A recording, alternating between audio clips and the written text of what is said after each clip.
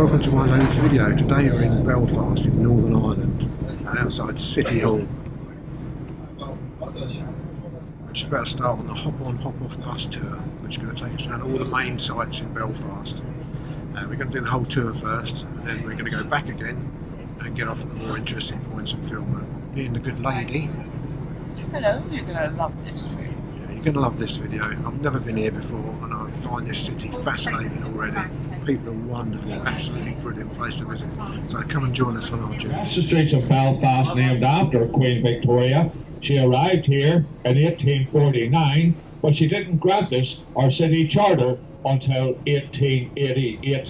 Like most women, she took a wee while to make her mind up, but we were still very pleased all the same. We've got Victoria Street, Great Victoria Street, Little Victoria Street, Victoria Square. It just goes on and on and on. She was only here for 3 hours, mind you. Thank goodness she wasn't here for a week. Otherwise, we would have named everything after her. There was a police car behind us just a few minutes ago, and I'm really glad to see that he didn't have his lights and his sirens on. My wife ran off a policeman 7 years ago, and I thought that was them bringing her back. It's not fair to talk about your wife like that. Sure it's not, no. I've been married twice myself, actually. My first wife drowned. These aren't very sympathetic. Usually everybody goes, oh, we'll try again. My first wife drowned. Thanks. She fell into a wishing well. I didn't know they worked. No, to tell you the truth, my first wife died from eating poisoned mushrooms. My second wife died of a fractured skull. She wouldn't eat her mushrooms. Well, I suppose I better tell you a wee bit about Belfast, that's what you're here for. Now, as we turn into Victoria Street, we're going to see the Albert Memorial Clock, built in memory of Queen Victoria's late husband, Prince Albert. The clock tower originally cost £2,000 to build, but quite recently we had to spend £2 million having the clock tower repinned at 175 feet.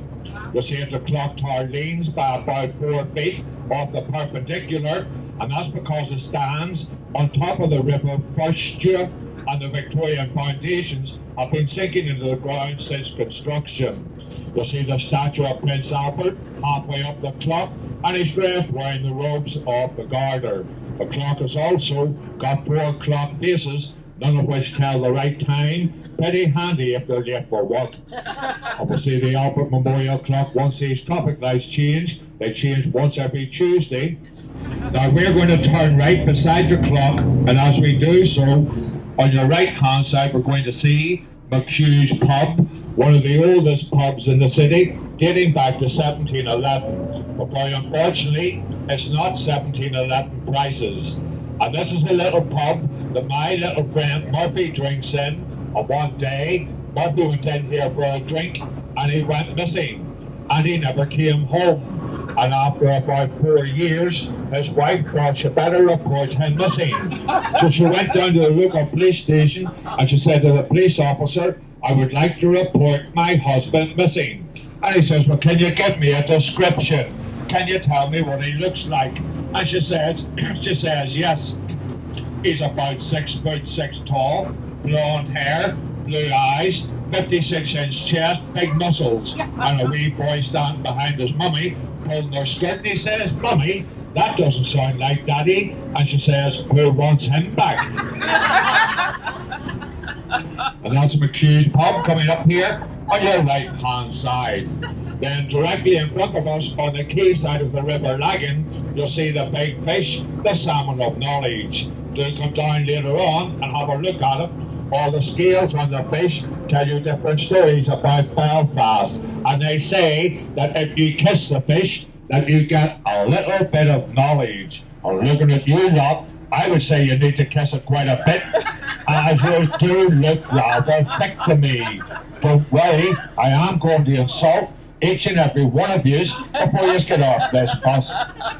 Directly in front of us you can see the footbridge that takes you over the River Lagan. Do come down at night time when all the lights from underneath the footbridge shine right across to the Queen Elizabeth Bridge. It's a little bit like Paris at night time. Yeah, right. If you close your eyes, underneath the footbridge, you'll see the tidal weir barrier that was installed 14 years ago at a cost of just over £14 million. It has cleaned the river up so much. If you look out directly in front of us, we're going to see the Waterfront Hall, the Hilton Hotel, brand new apartments, over £750 million worth of investment has been brought into this part of the city since the river has been cleaned up. So the original £14 million spent on the little tidal weir barrier was a very sound investment indeed. Crossing over the Queen Elizabeth Bridge, we're now leaving County Antrim behind us and making our way across into County Down. So you're getting the two counties on the one tour this morning. That's value for money, or what?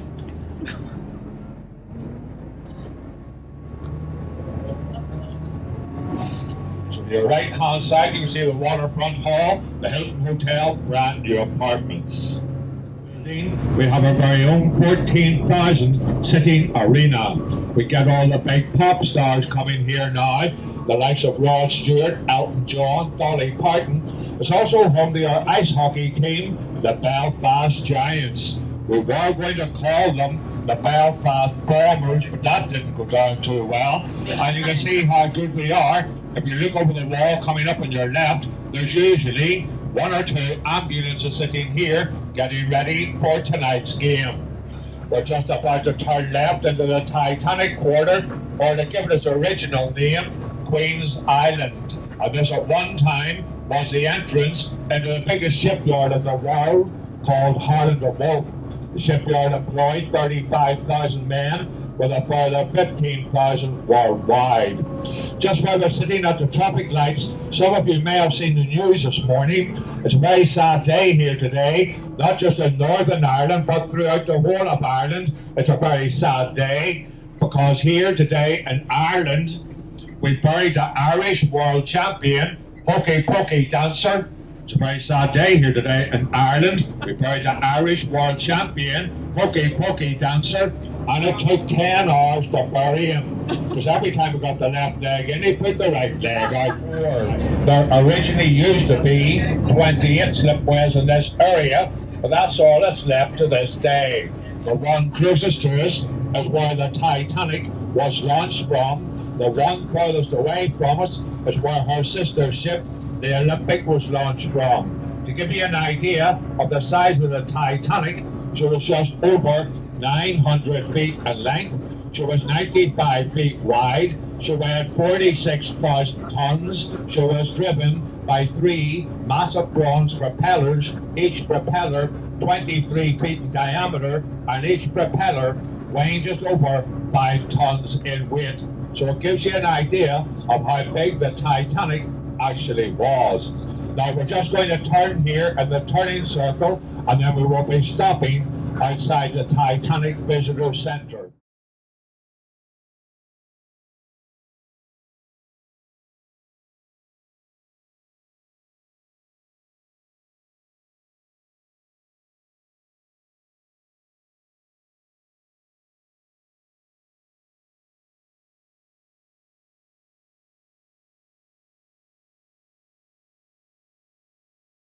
Outside is a George Best City Airport, and anyone flying into the airport or out of the airport looking down into the shipyards will see all the famous ships that were once built here.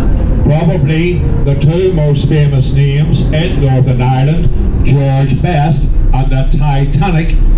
One was a disaster, the other one sank. Only kidding you, George. We still love you, baby. That is the old High Court here in Belfast. The wall that we can see that goes around the outside of the building. That was added back in 1972, often considered the worst year of the Troubles. And that wall would reflect that. It is a blast-proof wall, and it is 4 feet thick of reinforced steel and concrete. What's going to happen to the courthouse now that is closed? It's for you guys. It's going to be turned into a luxury 5-star hotel. I think it would make a great hotel if we ever had members of the royal family or American president staying here with its blast-proof wall and its bullet-proof windows. That's the old High Courts just immediately to your right. Look down to your left-hand side and we can see St. George's Market, open every Friday, Saturday and Sunday. And in St. George's Market, you can get anything from a safety pin to a ship's anchor. Live music, great food in here as well. So if you're here over the weekend, St. George's Market is a must visit while you're here in the city. Turn left into a street called Great Victoria Street, and as we do so, as we turn, on your right hand side we're going to see the Grand Opera House. As we go past the Opera House, I want you to turn right round and look back over the right hand shoulder, and I want you to look at the side wall of the Opera House, and you'll see the different colours in the brickwork. You'll see the new brickwork and the old brickwork. 1972, there was a 500-pound car bomb went off here, practically destroying the whole side of the Opera House. This is not a joke. Guess what was being shown in the Opera House when the bomb went off? I'll start it and you guys can finish it. Chitty chitty, Bang, bang. bang bang. Lord and Hardy started their career off in the Opera House. It also started life out as a circus. That's why if you go into it, look up at the ceiling, you will see all the animals' heads, the elephants, the lions, and the tigers. That's the Grand Opera House to your right-hand side. Then on your left-hand side, we're going to see the Crown Bar. Even if you don't drink alcohol, go in and have a look. It's got the world's longest marble bar. It has its own private drinking booth. You can go in and close the door. People can't hear what you're talking about. It doesn't have electricity, runs off gas lights, and that's what gives us old boys a wee head start, because you girls can't see what we look like, and we just shovel pints of Guinness into you. Now look out to the front left-hand side, in the skyline you'll see the large grey building. That has been voted the ugliest building anywhere in the whole of Ireland. 38 years of troubles, and nobody ever thought to stick one underneath that one. Now, I know it can be a bit confusing for some people that are visiting Northern Ireland for the very first time about some of the different organisations that used to exist here throughout the Troubles. On the Catholic national side of the community, you had the IRA, the Irish Republican Army. You also had the official IRA and the provisional IRA. You also had the INLA, the Irish National Liberation Army. And on the Protestant loyalist side of the community, you had the UVF, the Ulster Volunteer Force, the UDA, the Ulster Defence Association, the UFF, the Ulster Freedom Fighters, and UYM, Ulster Young Militants. Confused yet? Well, you're supposed to be. I'm from Northern Ireland and I still get confused about all these different organisations that used to exist here. I don't like this next part of the tour one bit, so let's try and get it over with and done with as quickly as possible. By any chance this morning, have I got anybody on board from England? Clap your feet, stamp your hands, make a lot of noise, let me hear yous. Yay, that's more like it. Let's liven this tour up a little bit.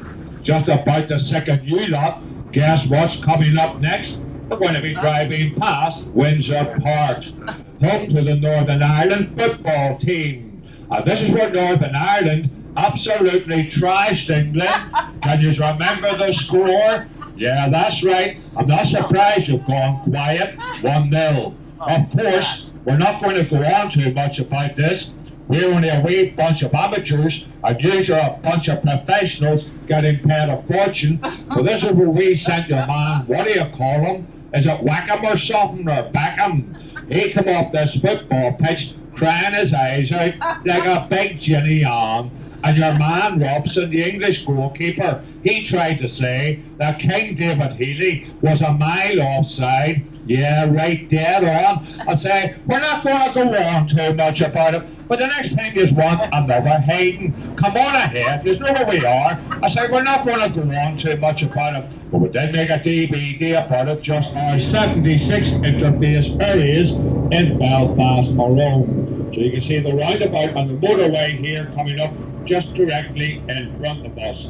We're now just leaving South Belfast and we're now coming into West Belfast. We're now going to take you over to let you see all the murals on the Falls Road. Some of the murals we're going to see this morning, we're going to see the murals for the Easter Rising of Dublin of 1916 right through to the 30th anniversary of the 1981 hunger strikes. Now, the Easter Rising of Dublin back in 1916, we're going to see the GPO, the General Post Office, in O'Connell Street in Dublin. You'll see it's on fire, and you'll see the phoenix rising up out of the ashes as it was a failed rebellion. We're also going to see the murals for the 10 men that died on hunger strike in the Maze prison back in 1981 as the removal of political prisoner status.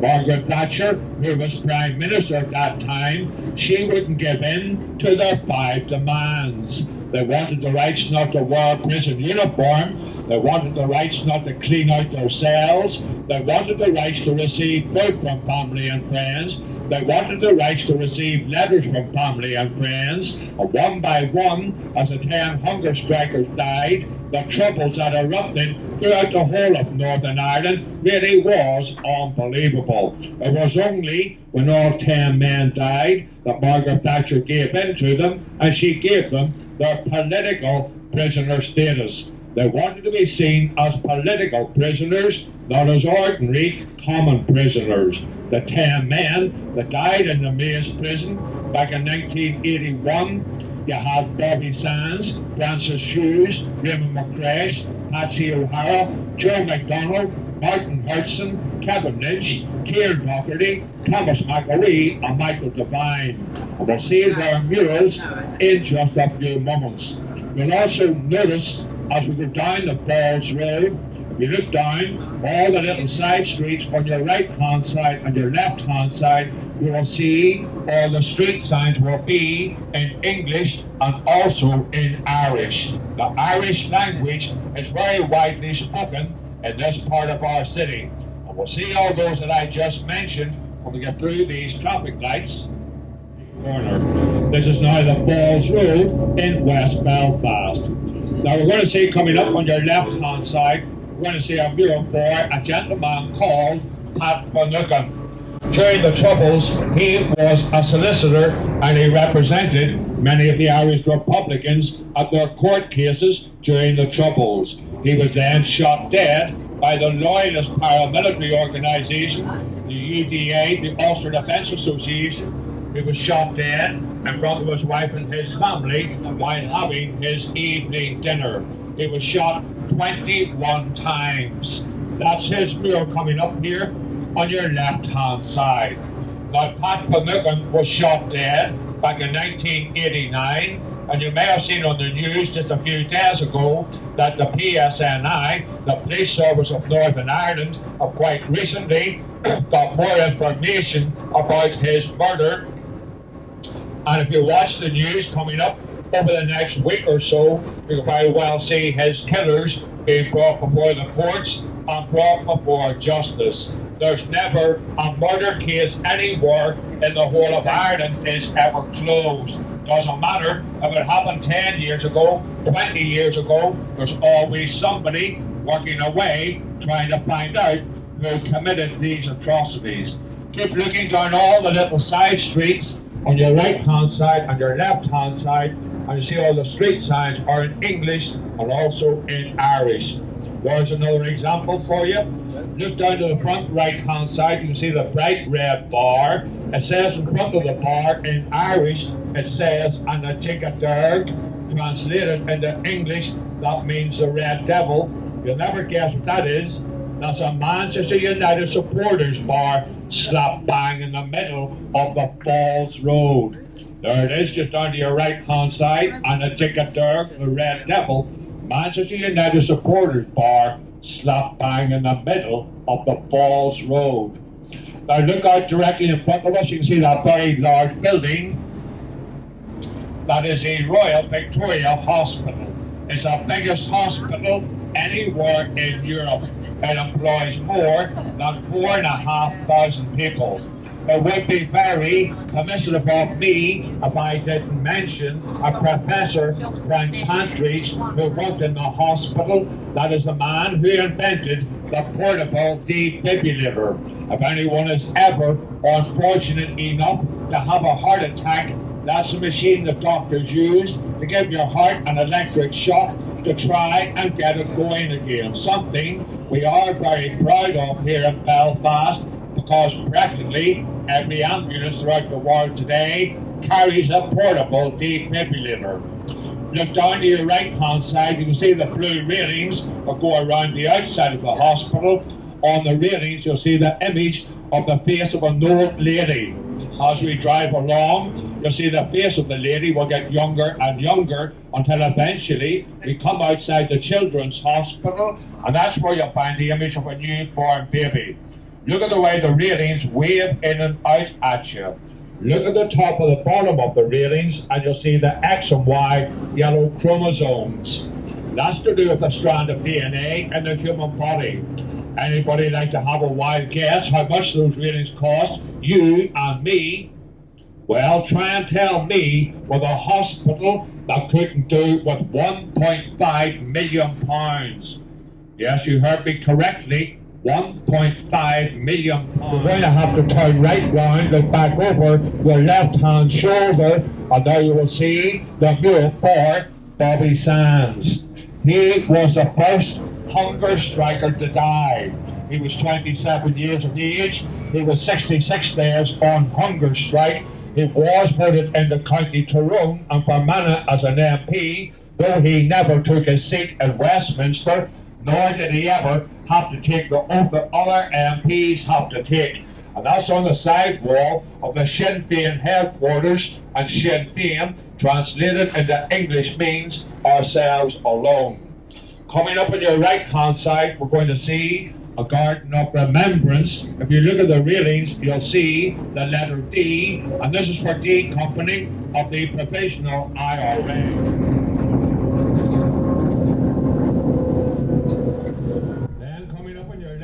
Side, we're going to see the International Wall. The first mural we can see is for D Company of the... Right, we're just taking a little break from the bus. We're on the second tour, and we're actually touching ground in the Falls Road in Belfast, West Belfast. And there's a very familiar person we're going to see behind me in a minute, called Bobby Sands. It's the Bobby Sands Memorial. And it feels very strange being here at the moment, I must admit.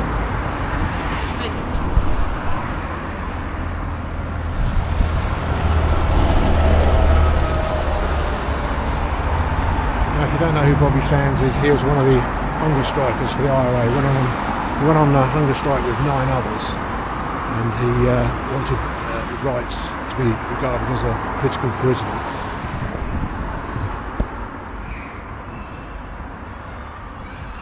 Alongside 9 others, they actually did starve themselves to death. And after their deaths, Margaret Thatcher actually granted them political prisoner status. There's a story for you. So we're going to walk down the road. There's another memorial down there, and perhaps some more murals. So I'll leave you with that. And these are the 10 hunger strikers that died for their cause. I have no political opinion on this at all. I'm doing this for historical purposes. Like I said, it does feel rather strange being here. I won't speak anymore, I'll just let this speak for itself really.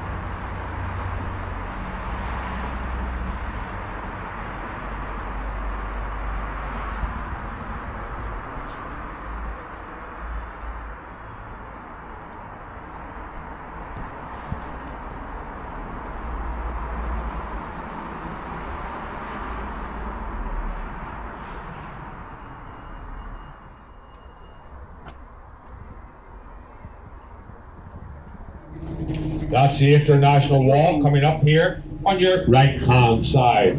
Then directly in front of us you can see the Peace Gates. We're now just leaving the heartland of the Falls Road through the next set of gates. You're now in the heartland of the Shankhill Road. Look down to your right hand side, you'll see how quickly the murals change. You'll see one here to remember the men from the 36th Ulster Division that lost their lives in the Battle of the Somme, the 1st of July, 1916. Those gates we just came through, they will close at 6 o'clock this evening and remain closed at 6 o'clock tomorrow morning. We're now going to take you over to let you see the peace wall that divides the two communities. And directly in front of us, that is the start of the North and West Belfast peace wall. It zigzags for 3 miles between the two communities, right up to the mountain that we can see directly in front of us. And this is where it all started. Coming up on your right hand side, you've got 5 streets. You've got Cooper Street, Conway Street, Waterspill Street, Kashmir Road, and From Bay Street. And on the 15th of August 1969, there was 500 families were burnt out of their homes. Catholics had to leave Protestant areas, Protestants had to leave Catholic areas. The peace wall to your left, that was an idea by the British government. If they can't see each other, they can't shoot each other. You can see all the artwork, millions of signatures from people like yourselves from all over the world who have come up here to leave a message of peace for both sides of our communities. Now you might think to yourself that it's not safe to get off here where we are between the Shankhill Road and the Falls Road. It is perfectly safe. Nobody's been attacked at the peace wall for weeks now. I'm only joking, of course. And again, it's a very common question that people will always ask me. How come that Northern Ireland's crime rates are now so low? Well, again, that's a very easy question to answer. The reason that our crime rates are now so low is because the majority of our criminals are now preoccupied running the country.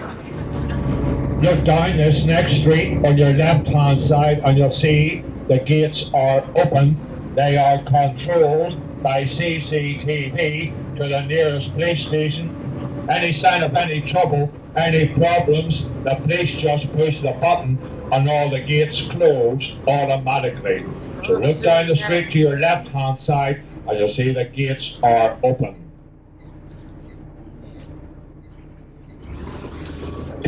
At the end of this road, we're going to turn right onto the royalist heartland of the Shankhill Road.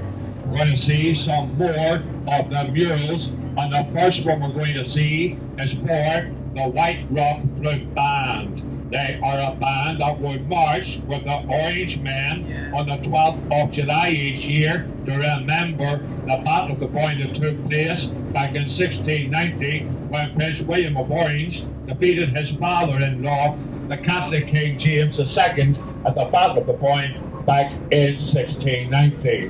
This is where my name now changes from Alan to Billy. And whatever you do, don't be blessing yourselves on this road, or else we'll all head into 2nd Street on your right hand side, and there you'll see the mural for the White Rock Flute Band. Then on the next side street on your right hand side, you'll see a mural for First A Company of the UPF, the Ulster Volunteer Force. That was the original UPF at the Battle of the Somme, the 1st of July, 1916. Then coming up on your left hand side, we're going to see 7 men from First C Company of the UPF with the AK-47 assault rifles. They went on to become the deadliest loyalist paramilitary organisation throughout the history of our troubles. Then on your left hand side, you'll see a shop called the Court Credit Union. This used to be Pinsel's Fish Shop. 1:05 Saturday afternoon, 23rd of October 1993, 9 innocent people lost their lives in the Shankhill Road bomb. Hundreds of people seriously wounded. The week that then followed the Shankhill Road bomb was without any question one of the worst weeks in the history of the Troubles of Northern Ireland, when 20 innocent Catholics were shot dead across Northern Ireland in revenge for the Shankhill Road bomb. To your right hand side is a garden of remembrance to remember the fallen during the First and Second World Wars. Also on your right hand side we can see the Ulster Tower. Remember the men from the 36th Ulster Division that lost their lives in the Battle of the Somme the 1st of July 1916. Then on your right hand side and your left hand side are two brand new murals. The one on your left hand side is of course for the late Queen Elizabeth II to remember the Queen's Platinum Jubilee, 70 years of being on the throne. Then on your right hand side we have of course His Majesty King Charles III, who was crowned King of the United Kingdom just almost 2 years ago. Then on your right hand side is a garden of remembrance to remember the 5 people who lost their lives when the Piardo Bar was blown up by the Provisional IRA on the 13th of August 1975. What you have to try to understand is that these atrocities happen on both sides of our communities. We never point the finger at one side of the community or the other. To do so could very easily destabilize the peace process. Nobody won anything, everybody lost. Over 3,000 civilians lost their lives. That's not counting members of the security forces, the British Army and the police. If you were to add those two civilian casualties, you'd be talking just over 6,000 people who lost their lives here during the dark days of our troubles. We're now just leaving the heartland of the Shankhill Road. We're now going to take you over to let you see the Crumlin Road Courthouse and the Crumlin Road Jail. My brother was in the Crumlin Road Jail for 25 years for murder. While he was in the jail, he had to attend the prison hospital. He had to have several operations carried out. He had to have his tonsils removed. He had to have his appendix removed. He had to have his leg amputated. And now the doctors think he's trying to escape bit by bit. We're turning right onto the Crumlin Road. The courthouse will be on your right hand side and the jail will be on your left hand side. This was known as a deadlock court. What I mean by deadlock is you didn't have a jury. You couldn't have a jury. It was far too dangerous. In a deadlock court, it just would have been the suspect prisoner, his barrister or his solicitor and the judge. And 9 times out of 10, when you were found guilty, you were sent down. And when I say sent down, I mean sent down. Because behind the judge, there's a set of steps takes you down into the basement of the courthouse, and underneath this road where we are today, there's a tunnel that takes you across to the big house on your left-hand side, the Crumlin Road Jail. The jail has got 4 wings. A wing was for the loyalist prisoners, B wing was for the Republican prisoners, and C and D wings, that was for the ODCs. ODCs, ordinary decent criminals. We had to stay somewhere. Now, we're just going to make our way back into stop number 1. That will bring us towards the end of our tour. I'd like to thank you very much for choosing Belfast for your destination. I do hope that you enjoyed your little trip with us around the city today, and I also hope that you will agree with me that there is so much more to Belfast than our dark and troubled past. If you're travelling home, have a very safe and pleasant onward journey. Don't leave it too long until you come back and see us again sometime. We certainly would look forward to having you back in the city. If you'd like to ask any questions, if you need any directions, please don't hesitate to ask me as you leave the coach this morning.